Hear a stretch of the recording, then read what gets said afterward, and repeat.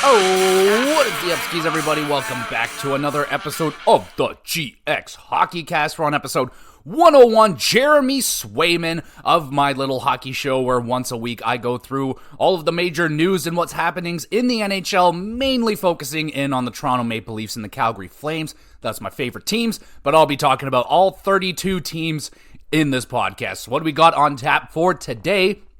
Third round has kicked off, but we'll finish off. We'll talk about the ending of the second round of the NHL playoffs, and then we'll talk about the preview for the third round. Game 1 has already happened for the New York and the Florida series, so we'll talk about that as well, along with some other news that has happened around the NHL with the Toronto Maple Leafs. The New Jersey Devils also have a little something going on. There's some sad news, of course, to talk about as well, but let's kick it off with the playoffs. Now, honestly, I'm a little bit hazy here. I can barely remember if I've talked about the Boston-Florida series and its ending, but let's go there. Let's talk about it. The Bruins are out. They're out of here. They're done. I'm happy about it. Florida, just the better team. Honestly, they just out-ratted the Rats. They were bigger, meaner, heavier than the Bruins were. Forsling ends up being the hero for the Panthers with under 2 minutes remaining, and they eliminate the Boston Bruins, advancing to the third round, which is very impressive. Now, for Bruins fans, it wasn't a very good effort out of the squad in the last couple of games there. Obviously, the MVP is Jeremy Swayman. Going forward with the Bruins team, that is going to be the major point of the squad going forward is Jeremy Swayman. They've already talked about the big goal for the offseason for the Bruins is to re-sign Jeremy Swayman. So what does that mean for Ullmark? It sounds like he's probably gone, right? This year, Swayman really grabbed the starting role. He took over in the playoffs. He proved it again. He really has nothing left to prove, I hope, to Boston Bruins fans that this guy is legit. He's the starting goaltender of the Boston Bruins, and it sounds like Ullmark is on the market, so they're probably going to trade him away. Clearly the thing that the Bruins need is center. They need center help. I'm not going to say that's the only reason they lost the series, but it was a glaring issue with the team. Now, throughout the regular season, Coyle, Zacha, Poitras, a lot of those guys stepped in to the void of Bergeron and Krejci and actually did a really good job throughout the regular season. They got points, they were winning games, they were solid defensively, but no one's Patrice Bergeron. There is truly only one Patrice Bergeron, and David Krejci, one of the more underrated centers probably ever. The guy was fantastic. Anyway, Bruins, there was some options out there in the regular season. Lindholm was out there, and they couldn't get him. Middlestad ended up, he wasn't on the market, but Bruins didn't add anything big in the center spot, so that kind of ended up being a glaring issue for them throughout the series and throughout their whole playoff run. So they weren't getting enough production out of Coyle, Zacha. They weren't winning the face-offs that, Bergeron would come in there and win so many face-offs, and it's extremely underrated face-offs, man. You're gaining possession of the puck. You're starting with possession. That's so important. And how many goals have we seen in this playoffs where goals are getting scored right off the draw? It's a thing. It's very important to win face-offs. Bruins, for the longest time, were one of the most deadly, if not the deadliest team on face-offs because of Patrice Bergeron. So what is the answer there for the Bruins in the offseason? We'll take a deeper dive into all that once the playoffs are done and everything. I've heard rumblings of John Tavares, that's just not going to work. Not going to happen either. But they need a center. They need someone to come over there and help them out. Help out the younger guys come out. I don't think Poitras was very impressive at points, but showed that I don't think he's ready for the top role just yet. So they're going to need a stopgap. I like Coyle, but I think it's safe to say he's not he's not the top line center you want. He's a great second line, an even better third line. He's a good center. He's not fucking useless, but yeah, you're going to want to try and upgrade that spot. Can the Bruins do that with an Ullmark trade? I doubt it. Centers are very, very coveted in the league, especially top-line centers. They're worth a lot. And goaltenders generally don't bring back as much as you would think. Like, I kind of go back to kind of like the Vancouver, Luongo, and Corey Schneider trade. And all Vancouver ended up getting for Corey Schneider was a first-round pick, which did end up becoming Bo Horvat, which would be great. I mean, would you do that for Boston? Like a Bo Horvat for Ullmark straight up? That would never happen. New York would never do it, but that would be a pretty good trade, right? So, I don't know. A first-round pick, you would have to think minimum for an Ullmark, but I don't know what's out there right now. There's definitely going to be some options. We'll see what the Bruins can do with Ullmark, and we'll see what other things they want to add. They may want to look to add some depth in there on the blue line. They could definitely use a little bit of help on the blue line. Like, McAvoy didn't have the greatest series there, and after McAvoy, they have Lindholm, who, I mean, he's good, but he didn't look as amazing as he did last season. So I would say the Bruins are in a bit of a tough spot now. Like, they have Brad Marchand, who clearly took a bit of a step back this season. He only had like 60 some odd points. And, you know, that's kind of a problem with the Bruins right now as well. Like, they have Pasternak and, like, what? I think they have a guy named Lysell or something. He's their best prospect coming up. I don't know if he's going to be ready to do, like, big damage or anything next season. But outside of Pasternak, they don't really have any huge offensive threats. He's a 100-point guy. And like I said, Marchand, he's taking a step back. He's like 36 now. Like, he's up there. He's getting up there. So I don't expect his point production to get better as it's starting to decline right now. So they're in a really tough spot where they're still, I would call them an elite team, and they're have to make a tough decision. It's like, I think the Ullmark thing's going to really help them. It's just like, where do they put that asset if you trade Ullmark away? Are you going to bring in a center? Are you going to bring in a forward? Are you going to bring in defense? What other kind of goalie you're going to bring in? I don't know who the hell they have outside of Ullmark and Swayman. They'll probably have some guy come up, and he'll be amazing as well. Probably the Leafs didn't draft him, and he's going to be on a revenge tour to beat the Leafs in Game 7 again. But whatever. It is what it is. The Bruins lose. I know the controversy with the series where, Brad Marchand gets punched in the face by Bennett. I watched that. It was really dirty. I've seen it actually a couple of times. I saw Zadorov do it in the Vancouver series where they're going for a check, and then right before they make contact with the check, they punch you in the face. Just wham, punch you in the face. And yeah, I watched that clip, and Marchand looked like he was out cold. Like midair, just out cold. He might have been selling it. I don't know, but it was dirty as fuck. Absolutely. But that's the playoffs, baby. We've seen it across the board. Horrible calls. Goalie interference calls have been brutal. Tons of that. It's part of the game, and that's basically what coaches and players are saying. Like, it's expected, and we just have to battle through it, basically. Like, when there's a horrible call, we can't just sit there and go, woe is me. We have to just get through it, because what the fuck can we do? We literally can't do anything. You can't call out the refs. We'll get in trouble. So we basically have to bite the bullet and just fucking deal with it. And that's a terrible spot to be in, but that's where we're at with the league right now, where it's very random. No one seems to know what fucking anything is. What's goaltender interference? What's boarding? What's charging, right? Like, I'm not even going to get into that, but yeah, the series has its controversy. So does all of them. But with or without the controversies, I just think Florida was a bigger, badder team. Like, they were wearing down on the Bruins. They out-bullied them. The goaltending was, like, Swayman was out-goalied Bobrovsky, but Bobrovsky was great as well. Like, he stood his ground. He was also excellent. It was a battle of goaltending, but Florida just a little bit bigger and badder. They take out the Bruins. My cats are going a little crazy this morning. There must be something in their water. So now that we're done with that series, let's go to the third round now. Let's take a look at Florida versus the New York Rangers. And I will add in that I had Florida winning against Boston in 7. I had Carolina winning against the New York Rangers in 6. So I was wrong about that.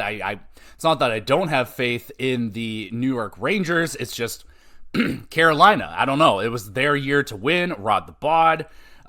Chris Kreider, man. Chris Kreider single-handedly, well, you know what I mean. He basically single-handedly eliminates the Carolina Hurricanes with that hat trick. Unbelievable performance, and people are flashing back to the 94 Rangers where I think it's Messier had the hat trick, and a lot of things are lining up right now with the 94 run for the Rangers and this 2024 run for these Rangers that, you know, people are like, oh, fuck, this is the Magic team. This team is going for the cup. They're replicating what the Rangers did in 94, Mark Messier and all that shit. We will win Game 7, and they did. But Carolina, man, that is a tough one. It's their future is going to be extremely interesting to see how that all plays out. I've talked about it at some point throughout this year that they have a laundry list of unrestricted free agents that there's no way they're bringing them all back. They can't. There's no way. So they're going to have to make the decision of which ones to bring back. Are you bringing back Shea? You're bringing back Pesci? You're bringing back Gunsel? You're bringing back Natchez? Who are you bringing back? So not necessarily a position I would like to be in for Carolina, but it sucks, man. Like, they keep climbing up that roller coaster hill and they get so close to the cusp and then they roll back down. Such a good, solid team every single year, but they're always missing that one key ingredient, just that one breakout superstar performance. And I don't know, man. Like, Guentzel, he was fantastic, I thought. Aho was excellent. They just needed more out of guys like Natchez and Svechnikov, stuff like that, right? So really sucks that Carolina is out. I was rooting for them. Freddie Anderson. The goaltending was like, you look at the goals that Anderson gave up and, you know, you kind of nod your head like, okay, yeah, he was doing this here in Toronto. He gives up some really bad goals that are kind of backbreakers. Like, you see those goals go in and you can see the body language with the team. You can see the energy just sucked out of the team. And like, yeah, he let in a handful of those goals throughout the series where they were just bad. Like, yeah, his numbers were good, but the goals that he let in at times were just rough. And I love Freddie Anderson, but yeah, he has a track record of doing that. And yeah, it's a tough spot to be in right now for Carolina as well. They're a great team, and now they're going to have to start disassembling it a little bit, and we'll see if they're able to continue to be as elite. We'll see if they're able to somehow find that missing ingredient, whatever that is, but they're definitely going to be losing guys, and you're not going to have the same Carolina squad as last season. Good thing is, Rod the Bod, he's staying with the team. That's what they're saying. He's sticking around, so all those other teams without a coach, they can stop sniffing around Rod the Bod. You're not going to get him. He's sticking around with Carolina. So that is what that is. So sucks for Carolina, but let's go to this third round. New York versus Florida. So game 1 goes down. It goes into Florida's favor. They won 3-0. 3-0. So a very good performance out of Florida. Bob was excellent. Now, Shesterkin. So most people are saying the goaltending is probably a wash. Little edge to Shesterkin because he's been playing so good this playoffs. But Bobrovsky's right there. He is excellent as well. We've seen what he can do last year in the playoffs. We've seen what he can do this year. And he kicks off this one with a shutout. Was he overly busy? Not necessarily. I think he had like low 20s in terms of saves, but he made some banger saves, man. There was a save there at the end of the second period, I think. One-timer, and he just got a toe on it. That was nuts. He made some ridiculous saves, but Bobrovsky was excellent. Shesterkin didn't have a great game. He let in a couple of muffins there. That first goal from Tkachuk, you know, that was a little bit of a backbreaker, and that definitely helped Florida get the ball rolling, man. They really started rolling after that goal, and Tkachuk is really starting to wake up, which is scary because I'm not going to say that he's been necessarily dormant, unnecessary, or unnoticeable. Unnecessary. He's very necessary. He just hasn't been like that fucking wrecking ball Tkachuk that we'd normally seen, and we're getting a little bit of flashes of that in this first game. Like, he trucked Trocheck, absolutely whammed him, And that was a really upsetting or a shitty play on that first goal because Panarin, he was down on an odd man rush. It looked like a great chance. He flubbed it, and it goes the other way, and it's in the back of the net. That's what happens, man. Trust me. As a Leaf fan, happens all the fucking time. Every time, in fact. But that pretty much set the tone for the rest of the game. Rangers get some opportunities, some good opportunities. Bobrovsky makes the saves. One goal gets called back from goaltender interference. Thankfully, they got that one right. I watched that and I was like, oh boy, are they gonna, like, that was clearly interference in my eyes. He was in the blue paint, made contact with the goalie. But with this playoffs, if I was watching that game live, I would have been holding my breath. Like, who knows at this point? I have no idea. They called it back, so that was okay. But it was a good first game for Florida. Little bit surprised that, I don't know, that I'm not going to say that Rangers came out really flat, but I was expecting a little bit more bite out of the Rangers in that first game. They lose home ice advantage with that loss, so a big win for Florida on the road. Played a great game. And for Florida, that's going to be a big way that they're going to win this series, and how they've won most of the series over the last 2 years is bullying teams, wearing them down. And it's not that Rangers are a team to get pushed around, but it's Florida. I think they're a bigger, meaner team, but I think the Rangers maybe have the edge over the Bruins. Like, they have Rempe. Are they going to use him? They have Trocheck. They have Trouba. They have Miller. Like, they have big, mean guys as well. They've talked about possibly Blake Wheeler getting back into the series. We've seen Hedl coming in and out of the Rangers lineup throughout this series, which has been wild. But that's Florida's bread and butter, man. They're going to wear you down on the boards. They're going to fucking smash you. They're going to forecheck you like crazy. They're going to be all over you with their size and power. And that's what they did in the first game. That's they got that shit done. And with the Rangers, they got great depth. They need to be a little bit better 5-on-5. They can't just rely on power play goals, but I mean, they have a great team. Their defense is big and heavy as well. I mean, it's a very tight series, man. Like, honestly, you look at the teams. Both teams have great forward depth. They have ridiculous forwards. They can roll good lines. They got good defensive pairings. They got elite goaltenders in the net.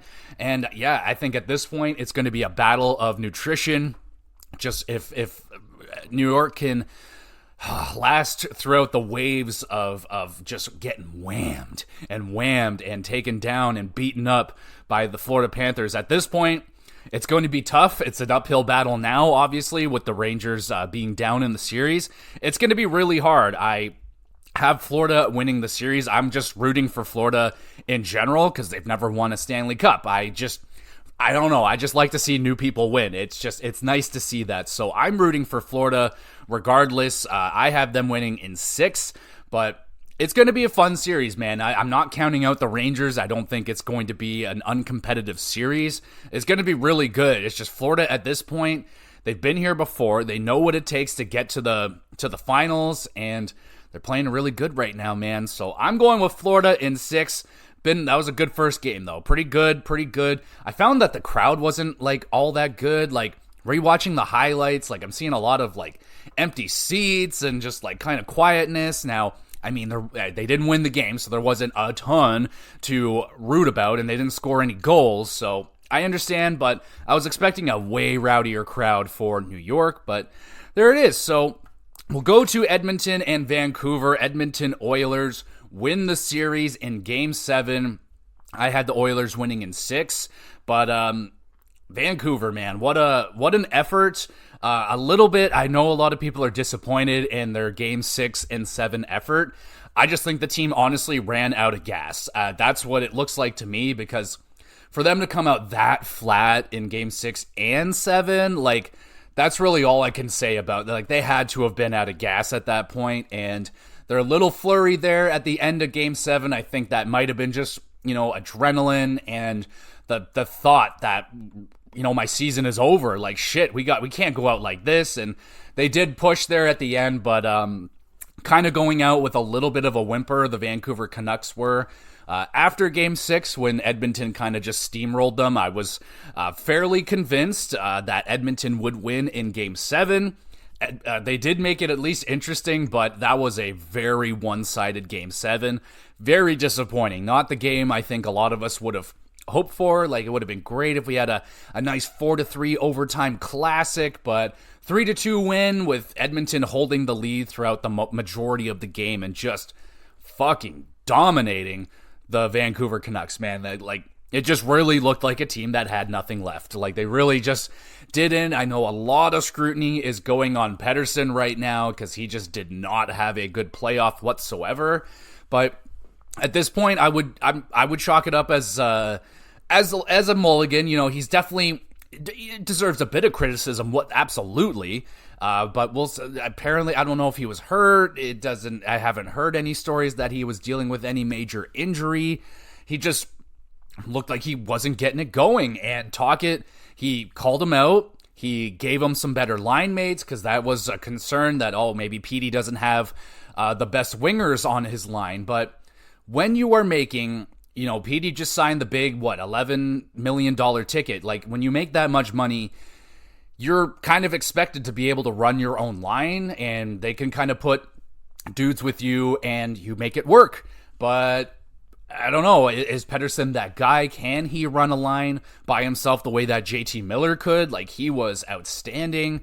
And so, yeah, Pettersson's definitely going to have a little bit of heat on him throughout the offseason. People already, some fans saying trade this guy already. Like, is this going to be a Marner situation like it is with the Leafs, where this guy is outstanding in the regular season, but he shrivels up and becomes invisible in the playoffs? Now, I don't know about that just yet because he has had a good playoffs before, and this year he just didn't. So sadly for me, I think I'm just going to have to wait until Vancouver gets into the playoffs again, and we'll see what Petey can do next time. If this happens again, then yeah, we got a fucking issue here.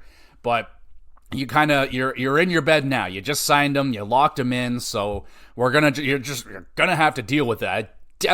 I highly doubt that Vancouver is looking to trade away Pettersson. People are talking about Carolina because there was interest in him earlier. I highly doubt any of that shit is going to happen. Just take it easy. Brock Besser had to miss that game, and just, horrible to hear that. He was dealing with blood clots, which just fucking sucks, man, because he was having such a monster playoff, and that guy wants to be there in Game 7. That fucking sucks. That absolutely sucks. But regardless, it wasn't in the makings there for Vancouver in that game. Skinner got a second chance as well. That's kind of a story that's been going around, that Edmonton Oilers coach Knobloch, he likes to give guys a second chance. Even if you go into the doghouse for a minute, like, you fuck up, he might pull you out, he might bench you for a game or two or something like that, but that second opportunity will come. And Skinner was told that. He's like, yo, man, just keep your head high. Your chance will come again. And it came again, and he got it done. Was it his most outstanding performance in Game 7? No. Like, I think that Edmonton there at the end was scaring the shit out of me. Like, they were throwing muffins. I think it was, I don't know who threw that pass and just gave it right to Garland, and he scored. Like, they definitely got a little weak there, and we'll talk about some of the things that Edmonton's going to have to fix going up against Dallas. But, yeah, man, I feel bad for Vancouver. It was a hell of a season. Like, in hindsight, what a fucking awesome year for Vancouver. I will talk about awards in more detail, but Tocchet won the Coach of the Year, which is freaking awesome. He was outstanding as well in the playoffs. He was coaching very, very good. Lots of guys had a good series, man. Zadorov became a fucking little hero throughout the playoffs. Another player I wish the Leafs could have gotten. Look how good he was for Vancouver. He was outstanding. Miller was amazing. Some heat as well going on to Quinn Hughes because he didn't score a goal. He didn't get a lot of point production. The clip that gets pulled up a lot is the ridiculous save that Skinner made on Hughes. You see the camera angle. Perfect shot from Hughes going top corner. All you see is net and bodies and just carnage, and then at the last second you see Skinner's blocker come out of nowhere and just saves that 100% goal. And Yeah, man, that's what happened. That was a massive save. Like, you could see Hughes just watching that puck go and then at the last second just taken away. So I don't think Quinn Hughes played bad. Yeah, we would have loved some goals, a little bit more points. And, talk on his play as well. Like, he's not the biggest physical defenseman, and he wasn't out there throwing big hits and making a ton of blocks. I think he even had the least amount of blocks on his team as a defenseman, which isn't great because, like, he's playing a lot of minutes out there. So something that Quinn Hughes is going to want to work on in the offseason is, like, sacrificing your body. You're the captain of this team now, so you got to set that tone. You got to be blocking shots. You got to be laying in the body. Whether you're good at it or not, just do it, right? So yeah, there's going to be a little bit of heat on some of the stars for Vancouver, but I think overall, an immensely successful season. We'll see if they can keep it up. That's always kind of been a problem with Vancouver as a franchise, is continued success. They can usually go for like a few years and then just go dormant. So this team looks good. They have some decisions to make with some contracts. We'll see how that goes. Again, we'll take a deeper look into all that when the playoffs are done and everything, but let's go now to Dallas and the Colorado Avalanche's second round series. That ends in, very disappointing fashion with the whole Nichushkin thing. Colorado has come out and said they aren't going to terminate Nichushkin's contract. They're gonna double down on it, I guess, or triple down on it again and hope that he doesn't fucking do it again, which at this point, he's done it twice. Fool me once, fool me twice. I ranted about it last week where if I was in Colorado's position, I'm done with the guy. Like, it's the Kadri rule. Like, you kind of cost us our chance at a Stanley Cup, man. Like, this guy had 9 goals. He had 9 goals in the first freaking series. Like, this guy was an animal, and Colorado missed that guy huge, and they lost the series. I'm not going to say single-handedly because of that, but their chances got cut huge because that guy just popped gone again. So not only is that a huge blow for the team, like mentally, like everything, that's just very not good, very uncool. And just, again, get the help that you need, Nichushkin, or whatever the hell is going on, just because it's not fair to what you're doing to your team at this point. Whatever is going on, it's just super unfair, and I feel fucking terrible for McKinnon and Makar and everybody on that team that had to go down like that. But even with Nichushkin in the lineup, Dallas wasn't going down without a fight, man. Like, Dallas is a fucking excellent team. And let's go preview their battle against the Edmonton Oilers. And for Edmonton, their big thing in this series. Now, I am going to... this one's so hard because I love the Dallas team, but I want a Canadian team to win, right? Right? I don't really care that much about that. I don't... like...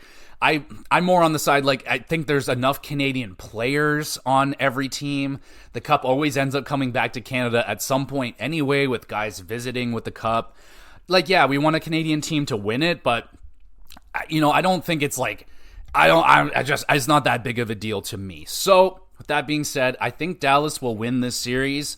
I'll probably go with 6. I hope it goes 7. I want it to go to 7, but I think some of the issues with Edmonton's team is probably going to put them down against Dallas. So let's talk about those. Goaltending is a big one. You have Ottinger versus Skinner. Now, Ottinger's been outstanding throughout the playoffs, so I think it's safe to say that Dallas has the edge in net. Edmonton, they pulled Skinner out. They put in Picard. Well, we'll see what happens with this series. They've done it before, so I doubt that's off the table again if Skinner gets lit up. I don't think that they're going to not go to Picard if they need to. I think he's shown that he can go in there and win the game. And so, yeah, he's there. I think if Skinner gets lit up, we will see Picard get into the series. But Edmonton is hoping that this doesn't happen. Now, Edmonton has a little bit of an issue going on with the defense because, like, Darnell Nurse, man, holy fuck. Man, like, I love Darnell Nurse. I really like this player. I always end up picking him in fantasy just because, like, he gets a lot of hits. He shoots. He does a lot. Is he great at it? Questionable. I mean, he's a very what's that word? Polarizing player. Like, he makes a shitload of money, and I hear nothing but horrible things about Darnell Nurse. He can't play. He's terrible at defense. He's dumb out there, and horrible things said about Darnell Nurse. So I'm rooting for him to be able to get it going, and they really need Darnell to be a factor in the series and not a liability. They need this guy in there fucking scoring some goals. We know this guy can score goals. He scored goals in the past. He had like a 20-goal season, I'm pretty fucking sure.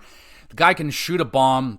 I know they got Bouchard back there, but you need to have more than one threat. Yeah, you need Darnell to start doing something, and he needs to be way better at defending. Who's his partner going to be? They're going to stick him with CC again. I mean, that pairing has been fucking terrifying to watch at times. So we'll see what happens with Edmonton's defense, and that's going to be a huge factor for this series because Dallas is so freaking deep. Their forward lines 1 through 4 are so deep that there's really going to be no break for Edmonton. So their defense is going to have to be on it, and they don't have the deepest defense. Like they just don't. Like Ekholm's amazing. He's been awesome for them, but yeah, and same with Bouchard. Like Bouchard is like 20. He's like third place in points right now, but you're going to want him to be a little bit better defensively, but he's been so deadly with his offense and that Bouch bomb from the point,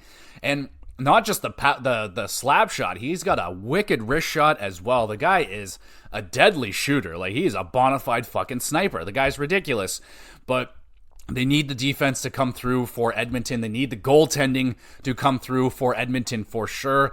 And they need something out of the bottom six for Edmonton, man. Like they're relying a lot on the big guns for Edmonton. I mean, that's kind of how the team is built. But you need to have it. Like we see it with a lot of teams, like a unsung hero just comes out of nowhere, like Martinook last year for Carolina. Like you need a guy to emerge that you don't have, you just don't have on your bingo card. Like you need a random guy to pop out in that bottom six. Is it Connor Brown? Is it McLeod? It's got to be someone down there's got to start fucking getting it going, because I think this Dallas team, they can shut down. I think they could shut down the big guys, because you look at Christopher Tanev, the guy that Dallas added in the offseason from Calgary. He has been the guy that has been shutting down the superstars in the series for Dallas so far. He was up against McKinnon. He shut him down 5-on-5. I think McKinnon scored 1 goal.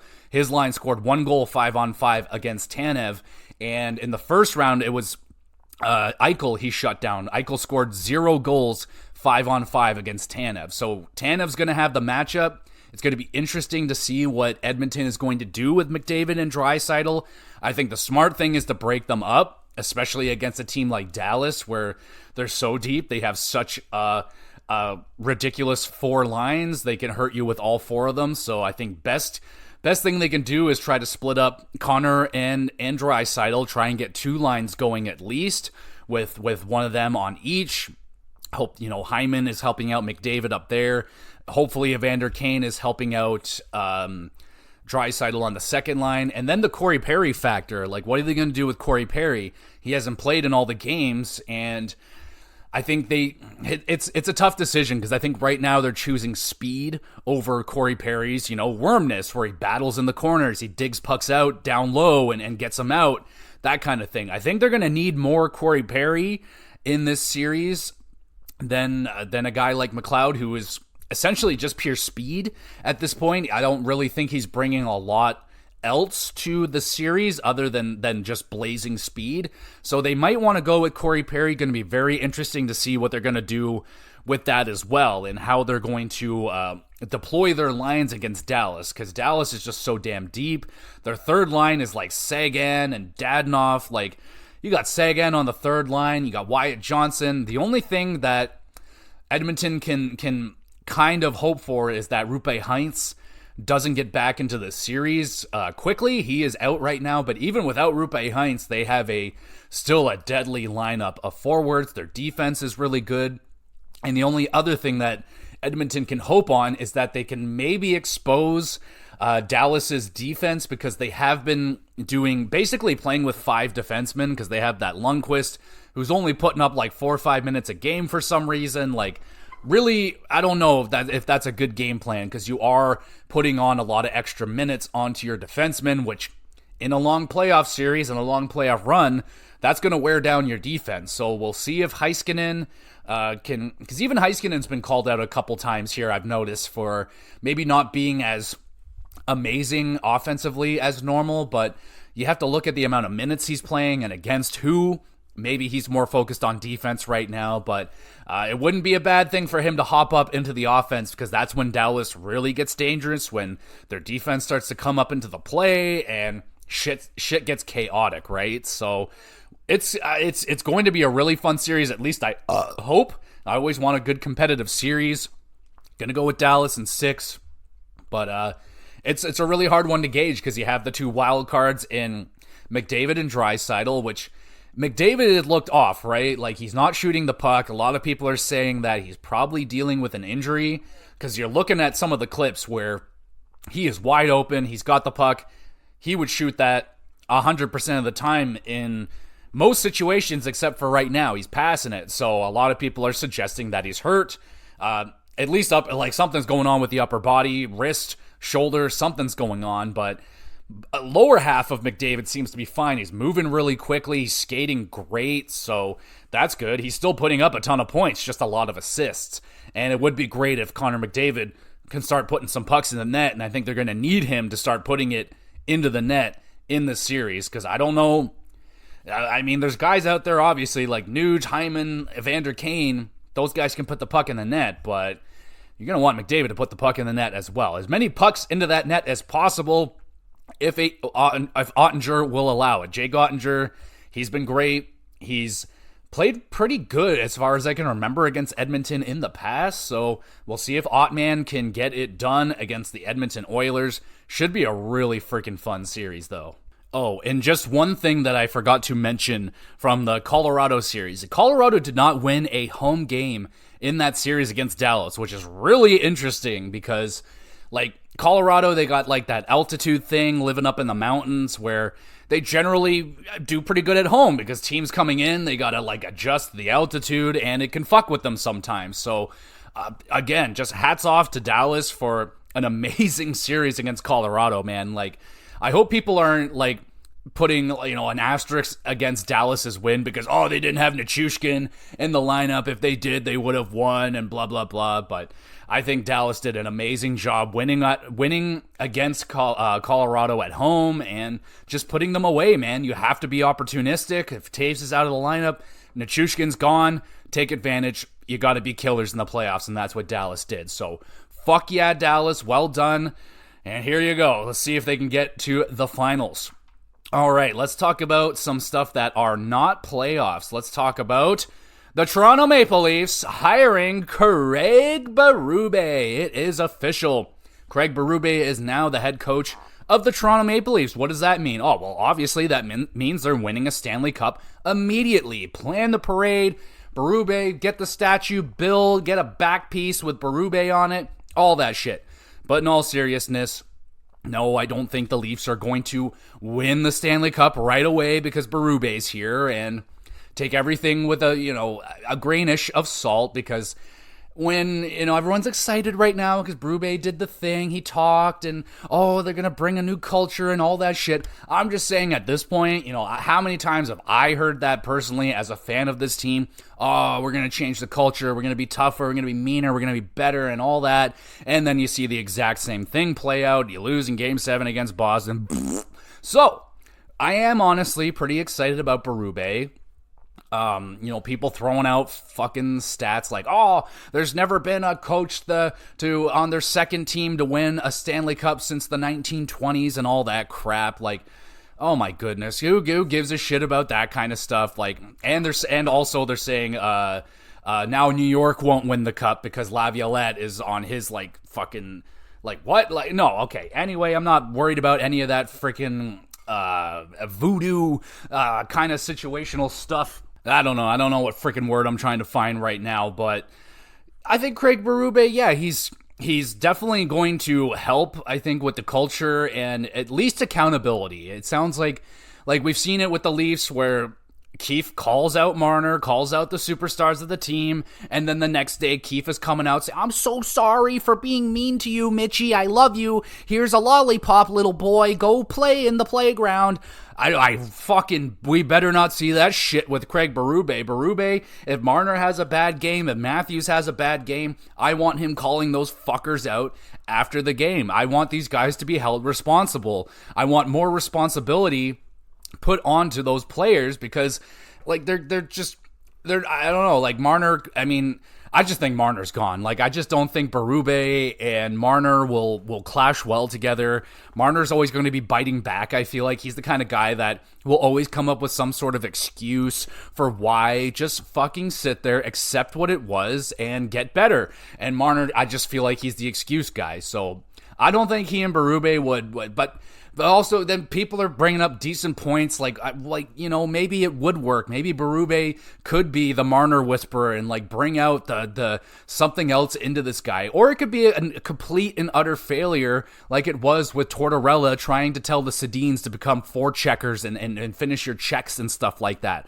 Maybe Marner just is not that player that we need in the playoffs, and so far, it's been proven. Like, he's a perimeter player, doesn't like to get involved in the middle of the ice, and he likes his cookies. He likes to play, fun, flashy hockey. And at this point, that's not what we need. That's not what's going to win in the playoffs. We've seen it time and time again. We'll see. Marner's, said he is, willing to move. He's that's out there, that he's fine with moving. We'll see what happens. It's very early, and it's really tough to call because new coach, new GM, new president, like all these new guys. I don't know if they're going to want to make these massive changes right now or play it out another year, which again, the thought of that happening, and the more that idea gets put out there that they're just going to run it back, it just seems like that's probably what's going to end up fucking happening here, which is not going to be fun. Give Berube a shot with Marner. If it doesn't work, then move him. But then we have to deal with a contract signing. And the other thought is, like, do we want to, not have Marner on the team when he's on a contract year? Because generally speaking, players play their best hockey when they're in a contract year, when they're playing for their next big contract. We've seen it numerous times. Look at Reinhart right here. Fucking 60-some-odd goals on a contract year. Get the fuck out of here. So you could have that with Marner. It's going to be a disaster of a contract discussion. Like, no way in hell would, in my opinion, is Marner worth a raise. He is worth... I'm agreeing with like Biz and all those guys. He's like a $7-8 million player at best. He's pure like regular season fluff. And if the Leafs want to pay him 11 million plus or 12 or whatever the fuck he thinks he's worth, you're never going to win a Stanley Cup. And you would do much better to trade or even just let Marner walk off and use that salary to bring in 3-4 depth pieces, quality depth pieces, that can make your team a problem to deal with. So I don't know, man. It's going to be very interesting to see what happens with Marner and the Toronto Maple Leafs. Is he going to stay for another year? And I just think if he stays for another year, that's going to create so many headaches, so freaking many headaches. With because we already went through, he sat out the last contract. I can see him doing it again, being a big baby. I want Matthews money. I'm as good as Matthews. No. I'm as good as Willie. No, you're not. So, and I think Willie's overpaid. I think Matthews is overpaid. I think they're all overpaid for at least, a Stanley Cup contending team. You gotta sacrifice a little bit of that green if you're gonna want to win that Stanley Cups, and we have not seen that from the Leafs. Maybe a little bit with Morgan Riley. We see it a lot with the depth guys like Spezza and like that kind of thing. But where it matters, the superstars, they want more. They want extra money. They want more than they're worth. Marner wanted way more than he was worth when he signed. Matthews got way more than he was worth at the time.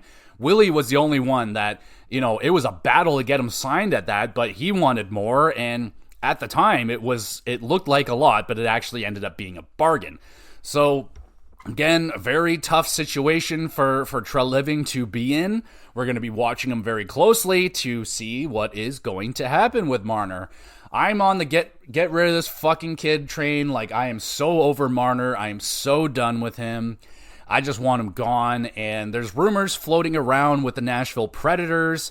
What could that mean? I mean, so McDonough's already gone, so that's off the table. I would have loved Ryan McDonagh on the Toronto Maple Leafs. That's the kind of defenseman they need. Fucking veteran defensive defenseman who is amazing defensively. And he's fine offensively. He's not like, he can make a pass. He can do that. But defense is his bread and butter. Like, shit is not going down when this guy's on defense. Like, when he's out there, you're in good shape. And that's the kind of guy I would have liked the Leafs to have added onto the blue line. Yeah, he's on the wrong side of 30, but he's still got a good year or two in him. But, not straight up for Marner. There would have to be a lot more added to that, obviously. Now, the one that's been floated out there is UC Saros and Dante Fabro for Marner. Now, holy fuck. So, I know that the Leafs do have a slight issue in net, but I don't think that's their problem. I think Joseph Woll, as long as that guy can be healthy, that is the answer. Like, that is a goalie that seems to be good enough and mentally sound enough to win you some series in the playoffs. He just has to stay healthy. UC Saros, I mean, that's UC freaking Saros, but I don't want to use the majority of Marner's value to bring in an elite goaltender that, that would be great, but that's not what I'm looking for. I need defense, bitch. I need defense. I want a defenseman. And there's no way you're getting Roman Josi. Like, that's not happening. That's the problem, man. There's just not a lot of those defensemen out there, and how many of them are available? Probably none of them. Like, you would have, it's crazy, man. Like, I keep floating out there Werenski and Columbus just because Columbus was interested in Marner before, but why would Columbus trade away Werenski, one of the only guys they've been able to lock on for a long-term deal? He's their best defenseman by a mile. Why would they get rid of that guy, right? So it's tough, man. Like, I'm starting to believe that maybe the Leafs just, I can't even get the words out of my mouth, let him walk, because that is just so insane, right? To let an asset like that walk. But we talk about how valuable salary cap is, but I don't think it's that valuable to just let him walk. You got to get something for Marner. So what is it? I mean, there's a lot of smoke around Nashville. It's just like Dante Fabro, like he's 25 years old, right-handed shot defenseman. It's just like, I just don't think he's like good. He's not like a game-changing defenseman. Would he be great to add to the blue line? Yeah, like that's an upgrade over Brody. That's great. An actual right-handed defenseman. That would be a great addition to the Toronto Maple Leafs, but I don't think that's the answer, is Dante Fabro. And UC Saros, I mean, honestly, I would take it to get rid of Marner. If that's available, I'm taking that. Sure, absolutely. Let's do it. Let's do it right now. Take Marner. Have him. And then you can have, Marner and Forsberg, and there you go. You can have some fun with that. Marner will love it in Nashville, and they might actually like him over there, because I just don't think people like him here in Toronto. So that's really the only thing that is out there. I saw the little clip with Treliving, talking about it. Not Treliving. What's his name? Fucking Barry Trotz. They were asking him about Marner, and he was, eyes darting around, looking a little shady. And he's like, "Oh no, I don't know anything about that." So who knows? Maybe there will be a Marner to Nashville trade that goes down this offseason. I'm all for it. Get Marner off this fucking team. I'm so done, bro. So done. But Craig Berube, that should be a lot of fun. I'm going to miss Sheldon Keefe. We'll talk about him in a second because he is off somewhere. But Craig Berube, I think, it's going to help with the team. I just don't know, man. It's hard to say until we see it on the ice how this team reacts. I better see a different squad. I better not see this team playing that same fucking shit they've been playing for the last 7 years, back passing, setting up, letting other teams' defenses set up and then go attack. Like, I want a forechecking, fucking pucks in deep. I don't even care, man. Like, what I'm saying is basically I want the Leafs to turn into a Western-style team. I want them big, heavy, mean, grindy, defense-first style team. I don't care anymore. I don't care if it's going to be boring to watch. I want them to win. So I don't care. If it becomes boring to watch the Toronto Maple Leafs, so be it. But if it's winning hockey, then so be it. Let it be. Play defense first. Fuck the offense, because we've done it for years now. It's like, all right, we're offense, we're fast, we're on the fly, all that shit. Never worked, didn't work. So now let's do defense wins championships, and let's try that strategy out and see where it goes. That's what I'm hoping for. I don't want to see this team playing that fucking possession game anymore. We got to start playing differently. You got to start crashing. You got to start being harder to play against, and you got to stop giving up when other teams give it to you. Like, teams dominate the Leafs, the ones that have an aggressive forecheck, teams that forecheck you hard on the penalty kill, teams that are always coming after you. Those are the teams that the Leafs have the most trouble with. The Boston Bruins, the Tampa Bays, the Floridas, teams that are aggressive as fuck. And the Leafs got to learn how to play under pressure, and they're not good at doing it right now. Absolutely horrible at it. We've seen them time and time again crack under the pressure. Hopefully Berube can train these guys under pressure and help them deal with it. And I can't see Marner being there for it. So that's what that is. Let's talk about Sheldon Keefe, who is off to the New Jersey Devils. My goodness. So he's not going to follow Dubas. He's not going to go and be the coach for Pittsburgh just yet, maybe in a couple years, but right now he's going over to New Jersey, which it's an interesting fit for New Jersey. I don't hate it, because they got kind of a similar team over there. They're very skilled, they're fast, and they got a little bit of defensive and goaltending woes. So we'll see what happens with New Jersey and Sheldon Keefe. I'm hoping that we get to see the real Sheldon Keefe now that he's, released from the Shanna plan and MLSE or whatever the fuck, and maybe the guy will actually be able to coach the way he wants to coach and be hard on players when he needs to be and give them tough love when they need it. We'll see, man. I'm excited to see what Sheldon Keefe can do. I'm happy that he's getting another opportunity so quickly, and yeah, man, I'm excited. If I was a New Jersey fan, I'd be pretty excited about Sheldon Keefe coming in. And I mean, he has been outcoached in essentially every playoff series that he's been in, but hopefully he's learning things, right? And hopefully he learned a lot from what happened in Toronto, and he's going to be bringing some experience. And on top of that, he's got one of the most impressive records, like regular season records, of any coach out there right now. Like, he has an amazing coaching record with the Leafs. Now, just don't worry about the playoff record, but regular season, yeah. So, that's going to be encouraging for New Jersey, who missed the playoffs last year. If they can get a guy that's good at getting his teams into the playoffs, that's going to help out New Jersey a lot. So I'm good with New Jersey picking up Keefe. I think that should work out pretty good. We'll see. And let's touch on the sad news now. Darren Dutchy, he passes away at 57 years old after a long battle with cancer. So obviously incredibly sad news. I grew up watching this guy. I will admit he creeped me out quite a bit growing up. Like, I was watching whatever he was on, and I would see him. He's just big, and I don't know. He's just kind of an intimidating presence. His face kind of scared me a little bit, but he was the bang guy. He was the bang, and yeah, man, like Dutchy, he was awesome. I grew up watching a ton of this guy.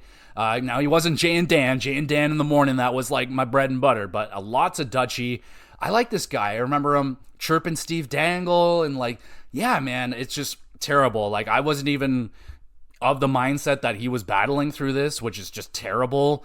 That sucks, man. So, life happens. It's really unfortunate to see someone go down that young. I know in some people's mind 57 is very old, but in fact it is very young, in fact, and he had a lot more to offer for sure. So very sad news for sure. And yeah, just the feels are out there for you can feel it across the board with all the colleagues, all the panelists, like everyone fucking knew him, and everyone was feeling it. It's very, very sad stuff. So we'll try and move on. Let's talk about Tampa Bay reacquiring Ryan McDonough from Nashville, which also fuels the idea that there is probably a big trade coming with Nashville, with maybe the Toronto Maple Leafs, maybe someone else, but they freed up some cap space right there, right? That's what, $5 million freed up there. Tampa Bay gets an excellent defenseman back. He was amazing for them. Won a cup with one or two cups with Tampa Bay. He was a huge part of that, of their disgusting left side defense, which is back now. They have Hedman and fucking Sergachev and McDonough. Like, oh, fuck yeah. So Tampa makes a good move right there. I like that. And Nashville frees up some space. They bring in a 2nd-round pick and like a 7th-round pick. Okay, so where there's smoke, there might be fire now. So yeah, there might definitely be something brewing there with Nashville and someone. Could it be Toronto? Maybe. Could it be someone else? Maybe. We'll see. But yeah, that's very interesting. Tampa making a trade. I don't usually hear about trades going down at this point of the season, but one did. And only a couple other pieces of news here, and I'll send you guys on your way. The LA Kings named Hiller the full-time head coach. He was the interim head coach, and now he is just the full coach. They're going to stick with him. He did a pretty good job after taking over, got the Kings into the playoffs. They didn't win, but they ran into Edmonton. What do you expect? That's a tough matchup right there, but congratulations to him becoming the full-time head coach. And speaking of head coach, Mike Sullivan, the Pittsburgh Penguins head coach, is named the Team USA head coach. So that's pretty fucking cool. Because the Olympics gonna have hockey again with the NHL players. So now they're gonna have some NHL coaches coaching them as well. So as time goes on, we'll start speculating about teams and rosters and who should be and shouldn't be on the team and why they're idiots for not picking that guy for Gethel and all that kind of shit, right? You know what I'm saying? So there you go, everybody. That's all I got on here right now. I know there's the PWHL playoffs are going on right now. I can't say that I've been able to keep up with that. I've been hearing, news here and there. I heard about I'm behind now, but Toronto, they were kicking some ass, and then their big star goes down, and now they're not kicking some ass, and they might have been eliminated. So that's not cool, but hopefully everything is going okay with Toronto over there. But there we go, everybody. Thank you so much for listening. You guys are awesome. Want to be even more awesome? Make sure you are hitting that review button for the podcast. Hit the stars. Let everybody know how much you love the podcast and all that great stuff.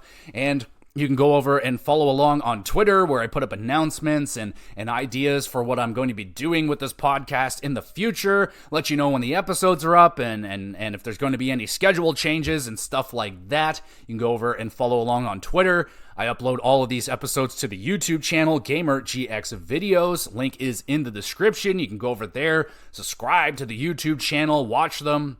And a great place to drop a comment. If you have a question you would like answered on the podcast, I'll answer your question live about video games, wrestling, hockey. Doesn't really matter, just be appropriate. And yeah, I'll answer your question live, shout you out. Be a great time. I would love that. So send in some questions. There's an email address there as well. If you just want to have like a private conversation, that's all good and there for you as well. So thank you again for listening. In terms of what we got going on for the GX Plus cast this week, going to be doing a Fire Emblem review, and there's going to be a little bonus situation added on to that episode as well. Not going to tell you what it is. You're just going to have to listen to that episode to find out what the little bonus is. So that's what's going on with the GamerCast.